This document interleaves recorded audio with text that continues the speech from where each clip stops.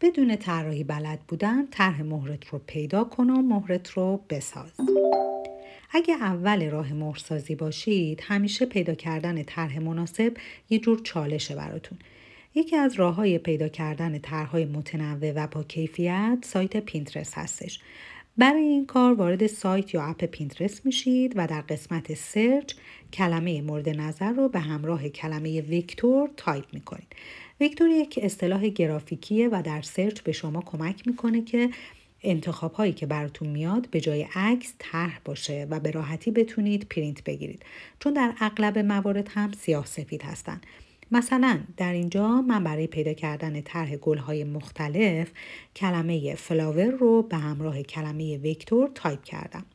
سرچ کلمه به انگلیسی انتخاب‌های متنوع‌تر و بهتری براتون میاره. حالا انتخاب شما میتونه هر چیزی باشه، مثلا برگ یا گربه یا هر چیز دیگه‌ای. اگه این موضوع براتون مفیده، لطفاً ویدیو رو لایک کنید. بعد از جستجو براتون همچین طرح‌هایی میاره و حالا سوال بعدی اینه که کدوم طرح مناسب تره.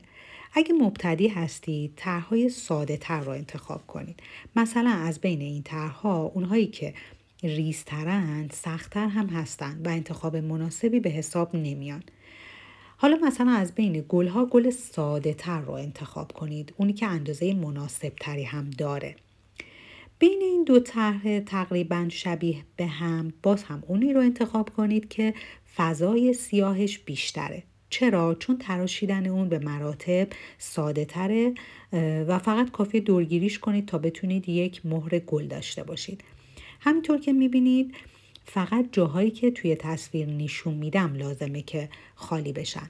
اما اگه طرحی که فضای سفیدش بیشتره رو پرینت بگیرید، شما باید هم دورگیری کنید، هم فضای داخلی گلبرگ ها رو خالی کنید تا توی چاپ یک گل سفیدی داشته باشید که این برای شما که مبتدی هستید خب کار سخت‌تریه.